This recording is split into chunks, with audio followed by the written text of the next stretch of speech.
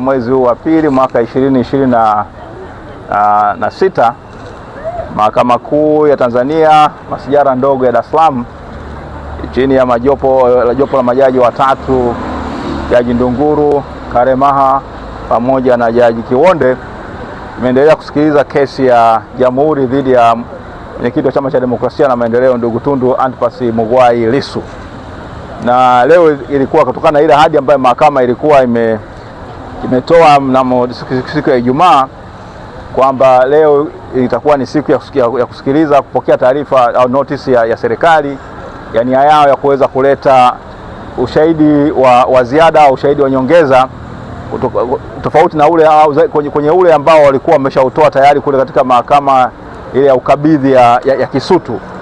Sasa yale maelezo ya Kisutu yaliletwa hapa mahakamani yakawasilishwa ule mwezi wa saba. Sasa kesi imeanza kusikilizwa na majaji, na mwisho wa siku sasa ushahidi unavyoendelea, siku ile ya Alhamisi serikali walileta notice mahakamani, wakamkabidhi mwenyekiti wa Chama cha Demokrasia na Maendeleo, alafu vile wakaiarifu mahakama kwamba wanataka kutumia huo ushahidi.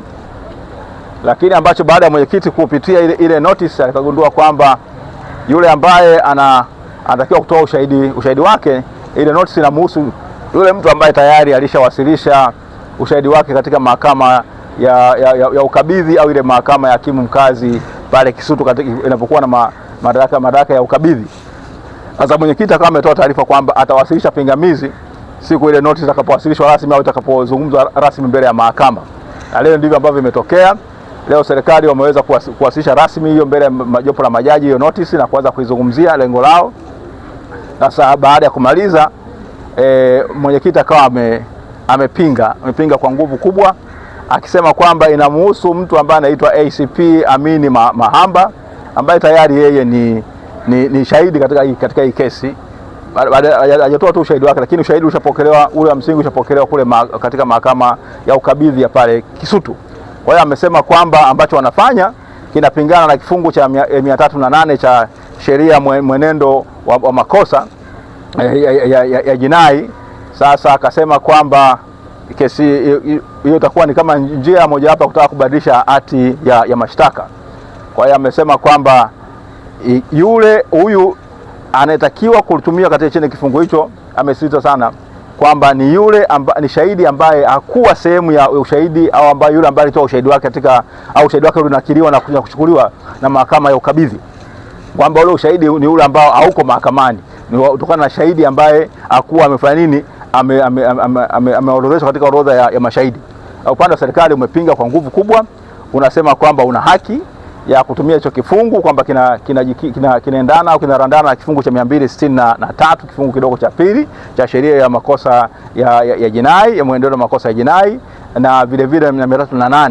Kwa hiyo wakasema kwamba hakuna kitu kipya pale, kwamba tu ni shahidi tayari, wana lengo la kuweza kufanya nini, kuwasilisha tu nyaraka ya ziada, sio shahidi mpya. Wao lengo lao ni kuwasilisha nyaraka ya ziada ambayo inahusika na matukio ambayo yametokea wakati na baada ya uchaguzi wa mwaka wa 29 mwezi wa 10 mwaka 2025.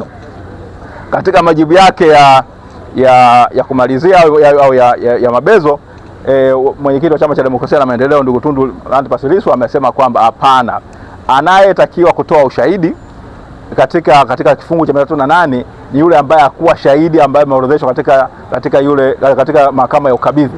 Madhari huyu ambaye shahidi ambaye anataka kumtumia ni shahidi katika kesi hii, tayari yeye mlango wake umefungwa.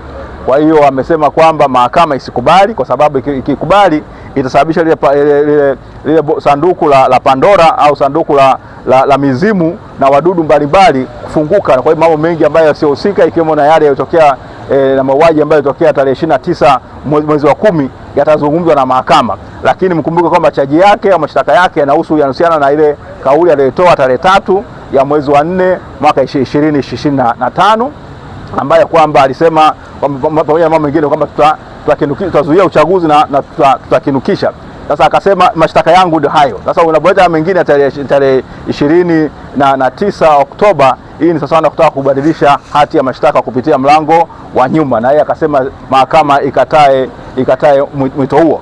Kwa hiyo majaji baada ya kuwa wameyatafakari haya yote, walichukua muda kidogo, wakasema kwamba ili kutenda haki inabidi shauri hili liweze kuahirishwa na wao waweze kuandika uamuzi wao kuhusiana na hizo pingamizi ambalo mwenyekiti Tundu Antipas Lissu ameliwasilisha, na mwisho wa siku kesho yake saa 3 waweze kutusomea uamuzi wao kuhusiana na hizo hoja za pingamizi na manani ya serikali. Kwa hiyo hali ndio tulionayo hivyo kesho, kwamba kesi itaendelea kesho tarehe 24 ya mwezi wa pili 2026 saa 3 asubuhi, ambapo kwanza tutaanza na uamuzi wa majaji kuhusiana na pingamizi aliyoweka mwenyekiti. Asanteni sana.